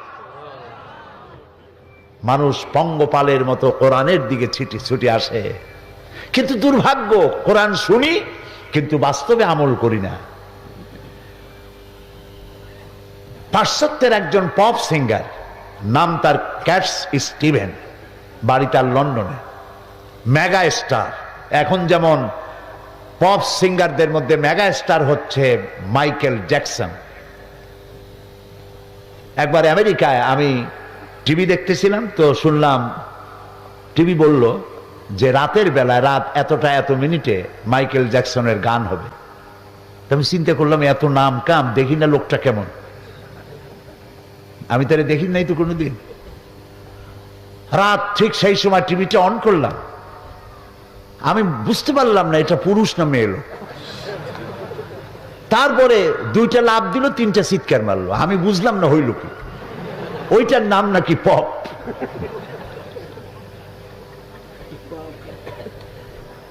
আর ওনার আগে এই মাইকেল জ্যাকসনের আগে ছিল ক্যাটস স্টিভেন। তিনি কোরআন শরীফের তেলাওয়াত শুনলেন কারি আব্দুল সামাদ আব্দুল বাসেতের কাছে। তেলাওয়াত শুনে পাগল হয়ে গেল, আমি কি গান গাই, কোরআনের সামনে তো এগুলি কিছুই না। তিনি কোরআন শুনে মুগ্ধ হলেন, কোরআন হাদিস পড়লেন এবং এক পর্যায়ে তিনি পড়লেন লা ইলাহা ইল্লাল্লাহু মুহাম্মাদুর রাসূলুল্লাহ। তার মুসলমান নাম হলো ইউসুফ ইসলাম। বাংলাদেশে কয়েকবার সফর তিনি করেছেন এবং আমি তার সাথে একসাথে কতগুলি প্রোগ্রাম করেছি। লন্ডনে বাড়ি, কলেজ করেছেন, কিন্ডারগার্টেন স্কুল করেছেন। এক মিটিংয়ে তিনি বললেন, বড় শিক্ষণীয় কথা, এক মিটিংয়ে তিনি বললেন জনসভায় লন্ডনে, বললেন আমি কোরআন হাদিস পড়ে বুঝে ইসলাম কবুল করেছি, কিন্তু আজ 25 বছর পর, ইসলাম কবুল করার 25 বছর পর এখন আমার চিন্তা হয় যে কোরআন এবং হাদিস পড়ার আগে যদি আমি এই মুসলমানগুলি দেখতাম তাহলে বোধহয় ইসলাম কবুল করা আমার পক্ষে সম্ভব হতো না। আমার কাছে মনে হলো ইউসুফ ইসলাম যেন গোটা মুসলিম মিল্লাতের গালের উপর একটা থাপ্পড় কষে দিয়েছে। তিনি বলতে চাইলেন কোরআন আর হাদিস যে মুসলমান ডিমান্ড করে, যে কোয়ালিটি কামনা করে যে মুসলমানদের, আমরা সেই মুসলমান নই। আমি গতকালও বোধহয় বলেছি এই কথা যে মরা মানুষ জিন্দা হওয়ার কোন সুরত যদি থাকতো আর একজন সাহাবী যদি জিন্দা হতে পারতেন তাহলে আমাদের অবস্থা দেখে বলতেন আল্লাহর কসম, রাসূলুল্লাহ যে মুসলমান বানায় রেখে গিয়েছিলেন আল্লাহর কসম এগুলি সেই মুসলমান না। প্রিয় ভাই সব, কোরআন পৃথিবীতে এসেছিল একটি সুন্দর সঠিক মানব গোষ্ঠী তৈরি করা, যারা চুরি করবে না, ডাকাতি করবে না, জেনা করবে না, হত্যা করবে না, ধর্ষণ করবে না, যারা হবে সুখী, যারা হবে সমৃদ্ধশালী, যাকে দেখে কেউ ভয় করবে না, যাকে দেখে আশ্রয় পাবে মানুষ। রাসূলুল্লাহ তাই ছিলেন। প্রিয় ভাই সব, এই নবুয়তের মিশন যারা আল্লাহ তাআলা যাদেরকে নবী বানালেন সেই নবীদের মধ্যে শ্রেষ্ঠ নবী, সর্বশেষ নবী, যার নাম বিশ্ব নবী মুহাম্মদুর রাসূলুল্লাহ সাল্লাল্লাহু আলাইহি ওয়াসাল্লাম।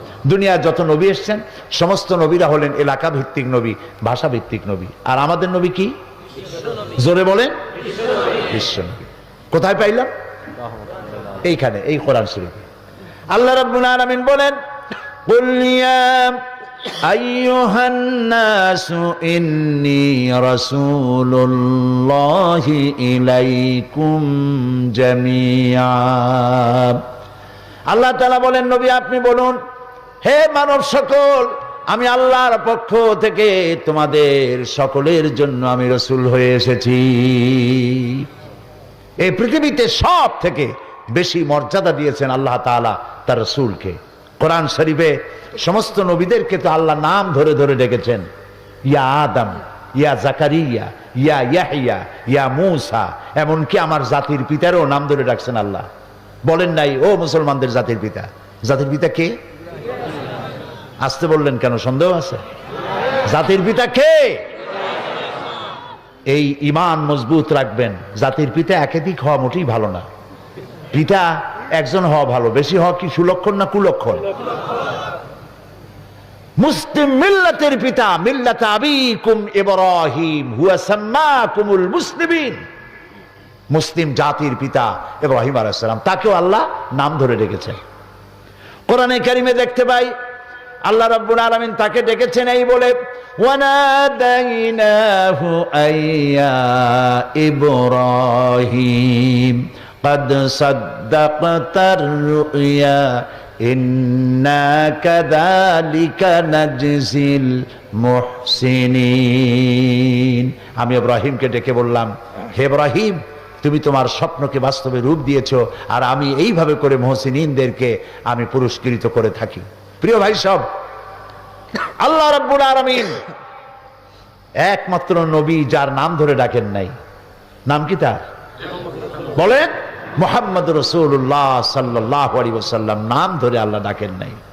যখনই ডাকার দরকার হয়েছে আল্লাহ আদর করে ডেকেছেন, ইয়া আইয়ুহার রাসূল, হে রাসূল, ইয়া আইয়ুহান নবী, হে নবী, ইয়া আইয়ুহাল মুজাম্মিল, ইয়া আইয়ুহাল মুদ্দাসসির, ইয়াসিন, তাহা, প্রিয় প্রিয় নামে, সুন্দর সুন্দর নামে ডেকেছেন আর উম্মতকে বলেছেন।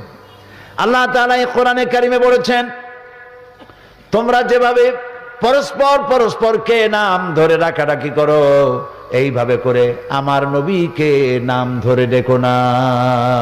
আল্লাহ নিষেধ করেছেন। এমনকি কথা আপনারা জানেন যে যদি কোনো মানুষ মা বাবার সাথে বেয়াদবি করে তাহলে সেটা শুধু বেয়াদবিই থাকে। পীরের সাথে বেয়াদবি করলো, বেয়াদবি, এর থেকে বেশি কিছু হয় না। কিন্তু নবীর শানে, মুহাম্মদ সাল্লাল্লাহু আলাইহি সাল্লামের শানে যদি কেউ বেয়াদবি করে, সেটা বেয়াদবি থাকে না, কুফরি হয়ে যায়। নবী করিম সাল্লাল্লাহু আলাইহি ওয়াসাল্লাম সূরা হুজুরাতে আল্লাহ তাআলা বলছেন, এক মজলিসে তিনি বসেছিলেন, তিনি কথা বলছেন, কিন্তু তার কণ্ঠস্বরকে উপচে, তার কণ্ঠস্বরকে নিচু করে সাহাবায়ে কেরাম এত জোরে কথা বলছেন যে নবীর কথা শোনা যায় না। আল্লাহ এটাকেও বরদাস্ত করেন নাই। সঙ্গে সঙ্গে ওহী নাজিল হলো। আল্লাহ রাব্বুল আলামিন ঘোষণা করলেন, ইয়া আইয়ুহাল্লাযীনা আমানু লা তারফাউ আসওয়াতাকুম ফাওকা সাওতিন নবী। হে বিশ্বাসীরা, তোমরা যারা ঈমান এনেছো শোনো, তোমাদের কণ্ঠস্বর যেন আমার নবীর চাইতে বড় না হয়ে যায়। যদি আমার নবীর চাইতে তোমাদের গলার আওয়াজ বড় হয়ে যায়, আনতাহবাতা আমালুকুম, তোমাদের জিন্দেগীর সমস্ত নেক আমলগুলি আমি বরবাদ করে দেব। এখনো পর্যন্ত মসজিদে নববীতে রাসূলুল্লাহর কবরের সামনে এই আয়াতটি স্বর্ণাক্ষরে লেখা আছে। এটা সেই জায়গা, ইয়ে মাকামে আদব হয়, এখানে আদব করতে হয়, জোরে চিল্লায় কান্দাও যায় না, নীরবে ফোঁপায় ফোঁপায় কাঁদতে হয়। এখানে শুয়ে আছেন আল্লাহ তাআলা যাকে শয়ে রেখেছেন, যিনি হচ্ছেন আখিরি জামানার পয়গম্বর বিশ্বনবী মুহাম্মদ রাসূলুল্লাহ সাল্লাল্লাহু আলাইহি ওয়াসাল্লাম। প্রিয় ভাই সব, তিনি দুনিয়ার বুকে এসেছিলেন একটি বিপ্লব করার জন্য। কি জন্য আসছিলেন, কেন তাকে পাঠানো হলো? কোরআনে কারীমের মধ্যে সূরা ফাতহার মধ্যে আল্লাহ তাআলা বলেন, হুয়াল্লাযী আরসালা রাসূলাহু বিল হুদা ওয়া দীনিল হক লিইয়ুযহিরাহু আলাদ-দীনি কুল্লিহি ওয়া কাফা বিল্লাহি শাহীদা। হুয়াল্লাযী আরসালা রাসূলাহু বিল হুদা ওয়া দীনিল হক, আমি আমার রাসূলকে দ্বীন হক, সত্যের বিধান সহকারে পাঠিয়েছি, যাতে করে তিনি মানব গোষ্ঠীর উপরে আমার কোরআনকে বিজয়ী করে দেন, আমার দ্বীনকে বিজয়ী করে দেন। এজন্য তাকে পাঠিয়েছি। আজ আমার দেশের এক শ্রেণীর লোক আছে যারা ধর্ম আর রাজনীতিকে আলাদা করতে চায়, আছে না? আছে কিনা? তারা ধর্মনিরপেক্ষতায় বিশ্বাসী। আপনারা জানেন আল্লাহ যা যা করেছেন শয়তান তার উল্টা করেছে, ঠিক কিনা? আল্লাহ তাআলা করেছেন খেলাফত, শয়তান করেছে রাজতন্ত্র। এই রাজতন্ত্র আল্লাহর বানানো নয়, এটা কার বানানো? আল্লাহ দিয়েছেন অর্থনৈতিক বিলি বন্টনের ব্যবস্থা হিসাবে, সুষম বন্টন নীতি হিসাবে যাকাত ভিত্তিক অর্থ ব্যবস্থা, শয়তান করেছে সুদ। আল্লাহ দিয়েছেন দ্বীন, কমপ্লিট কোড অফ লাইফ, পূর্ণাঙ্গ জীবন ব্যবস্থা ইসলাম। শয়তান দিয়েছে সেকুলারিজম, ধর্মনিরপেক্ষ মতবাদ। আমি 1997 সনে পার্লামেন্টে বাজেট বক্তৃতার ভেতরে আমি এই কথা আনছিলাম যে ধর্মনিরপেক্ষ মতবাদ হলো একটি কুফরি মতবাদ। তদানীন্তন প্রধানমন্ত্রীর সামনেই বলেছি, পৃথিবীর সব আলেম একমত, ধর্মনিরপেক্ষ মতবাদ হচ্ছে কি বলুন তো? কুফরি মতবাদ। কোন নবী ধর্মনিরপেক্ষ ছিলেন না, কোন সাহাবী ধর্মনিরপেক্ষ ছিলেন না। এই ধর্মনিরপেক্ষ মতবাদকে ওনারা মানুষকে বোকা বানানোর জন্য বলেন যে ধর্মনিরপেক্ষতার অর্থ ধর্মহীনতা নয়। এটি একটি মিথ্যে কথা। বলুন এটি কি? আমি পার্লামেন্টে ডিকশনারি থেকে উল্লেখ করে বলেছিলাম, পৃথিবীর সব ডিকশনারি বলে সেকুলারিজম এর অর্থই হচ্ছে ধর্মহীনতা, ধর্মবিরোধিতা। ধর্মনিরপেক্ষবাদী লোকেরা পৃথিবীতে যখন যে দেশে ক্ষমতায় এসেছে সেখানেই তারা ইসলামকে নির্যাতিত করেছে, আলেমদেরকে নির্যাতিত করেছে। প্রমাণ দেব? প্রমাণ শুনতে চান? তুরস্ক দিয়ে শুরু করি। তুরস্কে খেলাফত চালু ছিল, কিন্তু ইউরোপ চাইল না তার দেশের মধ্যে, ইউরোপীয় মহাদেশের ভিতরে ইসলামের একটা দেশ থাকুক, তারা তা সহ্য করলো না। কামাল পাশা তারাই তৈরি করলো। কামাল পাশা মুসলমানদের হেজাব পরা, নারীর হেজাব পরা রাষ্ট্রীয়ভাবে নিষিদ্ধ ঘোষণা করলো। আরবি ভাষা শিক্ষা করা নিষেধ, মুসলমান পুরুষদের দাড়ি রাখা নিষেধ, সেনাবাহিনীর লোকেরা জামাতে নামাজ পড়া নিষেধ। এখনো সেসব আইন বলবৎ আছে। এই দেখুন ফ্রান্স, জ্যাক শিরাক কি কাজটা করলো। জ্যাক শিরাক নারীদের, মুসলিম নারীদের স্কার্ফ পরা, হিজাব পরা নিষিদ্ধ ঘোষণা করলো। ওটাও একটা সেকুলার রাষ্ট্র। সেকুলারিস্টরা যখনই ক্ষমতা আসে তখনই ইসলামের উপরে অত্যাচার করে। আমাদের দেশের তদানীন্তন সরকার 1972 সনে যারা ক্ষমতায় এলেন, তারা ধর্মনিরপেক্ষ মতবাদী ধ্বজাধারী ছিলেন। কি কামটা করলেন? এসেই সর্বপ্রথম বিশ্ববিদ্যালয়ের মনোগ্রাম সমূহ থেকে ইকরা বিস্মি রাব্বিকাল্লাযী খালাক রব্বি জিদনি ইলমা এটাকে তুলে দিল। এ কথা কি মিথ্যা না ঠিক? এটা সত্য কিনা? যারা 1971 সনের আগে বিএ এমএ যারা পাশ করেছেন, সার্টিফিকেটটা বাড়িতে গিয়ে রাত্রে আমার কথা প্রমাণ করার জন্য সার্টিফিকেট দেখুন। আপনার সার্টিফিকেটে রাজশাহী বিশ্ববিদ্যালয়ের মনোগ্রামে লেখা আছে রব্বি জিদনি ইলমা, লেখা আছে ইকরা বিস্মি রাব্বিকাল্লাযী খালাক। আল্লাহর কোরআন তারা সহ্য করতে পারে নাই, উঠাই ফেলেছিল। ঠিক না? এবং ইসলাম আর মুসলমান নাম যেখানে যেখানে ছিল সব জায়গা থেকে তারা বিদায় করেছিল। গত 5 বছরে তারা করল কি? ধর্মনিরপেক্ষ হওয়ার কারণে 252টি মাদ্রাসা বিনা কারণে বন্ধ করে দিয়েছিল। এগুলো ইতিহাস কিনা বলুন? আলেমদের উপর অত্যাচার করেছিল। 2001 সালের 1 জানুয়ারি থেকে নিয়ে 30 জুন পর্যন্ত বাংলাদেশের 26,000 আলেমদেরকে পাবলিক সিকিউরিটি অ্যাক্টে গ্রেফতার করে তাদেরকে নির্যাতন করেছিল। এই হচ্ছে ধর্মনিরপেক্ষ মতবাদ। আমি পার্লামেন্টে বক্তৃতায় বলেছিলাম, ধর্মনিরপেক্ষ মতবাদের উপরে বিশ্বাস থাকাকালীন সময় যদি কারো মৃত্যু হয়, আল্লাহর জান্নাতের কোনো গ্যারান্টি নাই, এটি গ্রহণ করা হারাম। কিন্তু তারা কোরআন হাদিস থেকে উদ্ধৃতি দেয়। তারা বলে বুখারী শরীফে আছে লাকুম দীনুকুম ওয়ালিয়া দীন। অনুসারীরা মনে করে মাশাআল্লাহ আমাদের নেতৃত্ব বুখারীও পড়ছে তাহলে। কিন্তু কত বড় ফাঁকি দিছে। লাকুম দীনুকুম তো বুখারীতে না, এটা কোথায়?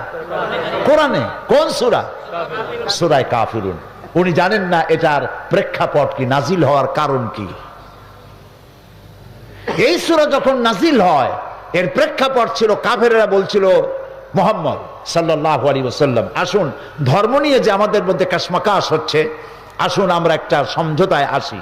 আমরা কিছুদিন আপনার আল্লাহরে 2 সেজদা সেজদা দেব, আর আপনি আপনার লোক নিয়ে কিছুদিন আমাদের ভগবানকে প্রণাম করবেন। এই প্রস্তাব যখন করলো তারা ধর্মকে 50-50 ভাগাভাগি করার জন্য, তখন আল্লাহ তাআলা জিবরাইল পাঠিয়ে দিলেন। রাসূলুল্লাহ কোনো কথা বলতেন না যতক্ষণ জিবরাইল কথা না বলেন। জিবরাইল ততক্ষণ কথা বলতেন না যতক্ষণ আল্লাহ বলতে নির্দেশ না করেন। আল্লাহ নাজিল করলেন কুল ইয়া আইয়ুহাল কাফিরুনা লা আ'বুদু মা তা'বুদুন। বলুন হে কাফেরেরা, তোমরা যার ইবাদত করো আমরা তার ইবাদত করি না, আবার আমরা যার ইবাদত করি তোমরা তার ইবাদত করো না। সুতরাং সিদ্ধান্ত হচ্ছে এই, লাকুম দীনুকুম ওয়ালিয়া দীন। তোমাদের ধর্ম তোমাদের জন্য, আমাদের ধর্ম আমাদের জন্য। তোমরা তোমাদের দ্বীনের পক্ষে থাকো, আমরা আমাদের দ্বীনের পক্ষে থাকি। এখানে নিরপেক্ষতার কথা কোথায় পেলেন? ধর্মের ব্যাপারে নিরপেক্ষ থাকতে পারে কেবলমাত্র শয়তান, মুসলমান পারে না। আপনাকে পক্ষে থাকতে হবে। ধর্মের ব্যাপারে রাসূলুল্লাহ কি নিরপেক্ষ ছিলেন? তাহলে সারা জীবন তিনি করলেনটা কি? একজন সাহাবী পাওয়া যাবে না যিনি ধর্মের ব্যাপারে নিরপেক্ষ ছিলেন। আপনি পক্ষে থাকেন। যেমন রাজশাহী থেকে ঢাকা যাবেন, বিশ্ব রোড, হয় আপনি রাইটিস্ট হবেন না হয় লেফটিস্ট হবেন, হয় ডান দিক দিয়ে চলেন না হয় বাম দিক দিয়ে চলেন। কিন্তু কেউ যদি বলে আমি রাইটিস্ট হব না লেফটিস্ট হব না, আমি মিডিলিস্ট হব, আমি রাস্তার মাঝখানে থাকবো, আমি নিরপেক্ষ, এই রাস্তার মাঝখানে দাঁড়ায় নিরপেক্ষতা যদি পালন করেন, কিছুক্ষণের মধ্যেই ট্রাক বাবাজি আসবে, আপনারে মামলাট বানাই দিয়ে যাবে রাস্তার উপরে। অনুরূপ ভাবে হয় আপনাকে ধর্মের পক্ষে আসতে হবে, আর না হয় বলতে হবে আমি ইসলাম পছন্দ করি না, বেরিয়ে যান। আপনি এবং আপনার অনুসারীরা কয়েক লক্ষ যদি ইসলাম থেকে বেরিয়ে যায়, ইসলামের কোনো ক্ষতি আছে? কোনো ক্ষতি নাই। সুতরাং হয় ডান দিকে আসেন, না হয় বাম দিকে চলেন, হয় ইসলামের পক্ষে আসেন, না হয় ইসলামের বিপক্ষে চলে যান। মাঝখানে নিরপেক্ষতা অবলম্বন করে করার কোনো যৌক্তিকতার সুযোগ ইসলাম কাউকে দেয় নাই। আপনি মাঝখানে দাঁড়ায় থাকবেন, রাস্তার মাঝখানে দাঁড়ালে যেভাবে শয়তান এসে, যেভাবে ট্রাক এসে আপনার কাম সারিয়ে দেবে, সেইভাবে শয়তান এসে লাথি মেরে জাহান্নামে ফেলে দেবে। এই জন্য কোন মুসলমান ধর্মনিরপেক্ষ হতে পারে না। রাসূলুল্লাহ ধর্মনিরপেক্ষতার দাওয়াত দিতে আসেন নাই। ধর্মনিরপেক্ষ জিনিসটা কি? জিনিসটা হলো, তাদের বক্তব্য হচ্ছে আমার ধর্মের ব্যাপার আমার ব্যক্তিগত ব্যাপার, আমার খুশি আমি নামাজ পড়বো, রোজা রাখবো, হজ করবো, যাকাত দিব, আমার ব্যাপার। কিন্তু আমার অর্থনীতি, আমার সমাজনীতি, আমার রাজনীতি, আমার নির্বাচন, আমার কলকারখানা, আমার ক্ষেত খামার, এগুলি চলবে আমার কথা মতো, আমার বাজানের কথা মতো, আমার দলের কথা মতো। এটা কি ইসলাম মানবে? ইসলাম কি এটা মানবে? কখনোই নয়। সেই জন্য আপনাকে তাদের কথা মতো, তারা তো বলে যে শুধুমাত্র মাদ্রাসা মসজিদের ভিতর ইসলাম থাকবে, আর বাকি জীবনের বিস্তীর্ণ অঙ্গনে আল্লাহ এবং রাসূলের প্রতি 144 দিয়ে দেওয়া হয়। 144 ধারা, আমার জীবনের বিস্তীর্ণ অঙ্গনে তোমরা প্রবেশ করতে পারবে না। এখন আমি আপনাদের কাছে প্রশ্ন করি, আল্লাহর দরকার যদি বঙ্গভবনে না হয়, আল্লাহর প্রয়োজন যদি পার্লামেন্টে না হয়, আল্লাহর কোন জরুরত যদি সেক্রেটারিয়েটে না থাকে, আল্লাহর কোন জরুরত যদি শিক্ষাঙ্গনে না থাকে, কল কারখানায়, অফিস আদালতে, ক্ষেত খামারে আল্লাহর জরুরত যদি না থাকে, তাহলে অবশেষে এই আল্লাহর দরকারটা কি? বুঝতে পারতেছেন কথা? এই জন্য আল্লাহ রাব্বুল আলামিন বলেন, আফাতুমিনুনা বিবাদিল কিতাবি ওয়া তাকফুরুনা বিবাদ। আল্লাহ তাআলা বলেন, তোমরা কোরআনের কিছু কথাকে স্বীকার করবে, কিছুকে করবে অস্বীকার। এটা যদি হয়, তাহলে এই পৃথিবীর বুকে লাঞ্ছনার জীবন তোমাদের দেব, আর কিয়ামতের ময়দানে কঠিন শাস্তি তোমাদের ভোগ করা লাগবে, জাহান্নামে যেতে হবে। এই জন্য ইসলামের পক্ষে থাকতে হবে। কোন দিকে থাকবেন বলেন? চিল্লায় বলেন। কোন মুসলমান সন্তান যে মুসলমান মায়ের গর্ভে এসেছে, মুসলমান পিতার জন্মে হয়েছে, ধর্ম নিরপেক্ষতা অবলম্বন করে তারা হারাম। তাদের অবস্থা দেখেছেন? মিটিং করে, মিছিল করে, কখনো হাজারো স্লোগান দেয়, আল্লাহু আকবার স্লোগান নাই। বলেন ঠিক কিনা? সেই দলের লোকেরা যদি আজ মাহফিলে থাকেন, আমি তাদের বিবেকের কাছে প্রশ্ন করি, আপনি আপনার দলের নেতা এবং নেত্রীকে প্রশ্ন করতে পারেন না? আমি মুসলমানের সন্তান, হাজারো জয় জয় করে নানান স্লোগান দিতে পারি, আল্লাহু আকবার বলতে পারি না কেন? এটা তো হিন্দুস্তান নয়, এর নাম বাংলাদেশ। 14 কোটি মুসলমানের জায়গা, কেন আল্লাহু আকবার বলতে পারি না? না পারার কারণ আমরা জানি, সামান্য কয়েকটা সংখ্যালঘুদের ভোট নেওয়ার জন্য আল্লাহর নাম তারা পরিত্যাগ করেছে। এই জন্য যারা মুসলমান, ধর্মনিরপেক্ষবাদীদের সাথে কোনো সম্পর্ক নাই, তাদেরকে তওবা করে ফিরে আসতে হবে। আল্লাহ যেন তৌফিক দেন, বলি আমি। ধর্মনিরপেক্ষ মতবাদ এলো থেকে, এটাও আপনাদের জানা দরকার। না জানা দরকার নেই? জানা দরকার। ধর্মনিরপেক্ষ মতবাদের জন্মদাতা কে? আগে বলেছি আমি। বলেন কে? শয়তান। চিল্লায় বলেন কে? মধ্যযুগীয় ইউরোপ সভ্যতায় যখন চার্চ কর্তৃক, পাদ্রী কর্তৃক রাষ্ট্র শাসিত হলো, ঐতিহাসিক সত্য। আমরা লেখাপড়া করে বক্তব্য রাখি, গতকালও বলেছি, চোখে দেখি, পড়াশোনা করি, তারপর জনগণের কাছে উপস্থাপন করি। ধর্মনিরপেক্ষ মতবাদ এলো থেকে? মধ্যযুগে ইউরোপ সভ্যতায় যখন পাদ্রীরা দেশ চালাইতো ধর্মের নামে, তখন তারা শিক্ষিত লোকদের উপর অত্যাচার করত। গ্যালিলিওর মতো একজন মহান বিজ্ঞানীকে একটি সত্য উচ্চারণের জন্য তাকে বিষ পান করে হত্যা করেছিল। এ কথাগুলি সত্য কিনা? আমি অত্যন্ত সচেতনতার সাথে বক্তব্য রাখছি। আমি জানি রাজশাহী শিক্ষার নগরী। আমার সামনে যারা উপস্থিত, আমার ধারণা মতে 100% এডুকেটেড পারসন। আলহামদুলিল্লাহ বলেন। সেখানে তারা নারীদের উপর অত্যাচার করেছে পাদ্রীরা। তারা বলেছে নারী হচ্ছে শয়তানের দালাল, শয়তানের ব্রোকার। কিভাবে? বেহেশতের মধ্যে প্রথম পিতা, প্রথম মানুষ আদম আলাইহিস সালামকে ওয়াসওয়াসা দিয়েছে শয়তানের পক্ষ হইয়া হযরতে হাওয়া। কাজে আমরা বেহেশত থেকে যে দুনিয়ায় পড়ে গেলাম, এর জন্য দায়ী হলো নারী। এদের শুধু ভোগ করো, উপভোগ করো, কিন্তু তাদের অধিকার থেকে তাদেরকে বঞ্চিত করো। নারীরা ছিল ভোগের সামগ্রী, খেলার সামগ্রী, আর কোন অধিকার তাদের দেওয়া হতো না। এই সময় নারীরা নির্যাতিতা, শিক্ষিত জনগোষ্ঠী নির্যাতিত। তখন শুরু হয়ে গেল যুদ্ধ পাদ্রীদের সাথে। যারা যুদ্ধ শুরু করলো তারা চাইল ধর্ম বিবর্জিত সমাজ চাই, ধর্ম নিরপেক্ষ রাষ্ট্র চাই। পাদ্রীরা ধর্ম থাকবে গির্জায়, আর রাষ্ট্র থাকবে ধর্ম নিরপেক্ষ মতবাদের লোকদের হাতের মুঠায়। এই সংগ্রামে পাদ্রীরা হেরে গেল, জিতল যুবকেরা, যারা ধর্মনিরপেক্ষ মতবাদ চাইল। সেখান থেকেই ধর্মনিরপেক্ষ মতবাদ পৃথিবীতে আসলো। এবার আমার প্রশ্ন, যেই কারণে ধর্মনিরপেক্ষ মতবাদের প্রয়োজন ছিল মধ্যযুগীয় ইউরোপ সভ্যতায়, ইসলামে এরকম কোন কারণ ঘটেছে কি? এ পৃথিবীতে শিক্ষার মর্যাদা কে দিয়েছে? প্রশ্ন করি, কে দিয়েছে? ইসলাম। চিল্লায় বলেন, কে দিছে? এই কোরআন শরীফ খুলে দেখুন। কোরআনে কারীমের মধ্যে আল্লাহ রাব্বুল আলামিন তার নবীর উপরে প্রথম যে ওহী অবতীর্ণ করলেন, তা নামাজ ছিল না, রোজা ছিল না, হজ ছিল না, যাকাত ছিল না। প্রথম ওহী যেটা ছিল সেটা হলো ইকরা বিস্মি রাব্বিকাল্লাযী খালাক। নামাজ নয়, রোজা নয়, হজ নয়, যাকাত নয়, পড়ো পড়ো, রিড অ্যান্ড রিড, শিক্ষা গ্রহণ করো। এটা ছিল প্রথম ওহী।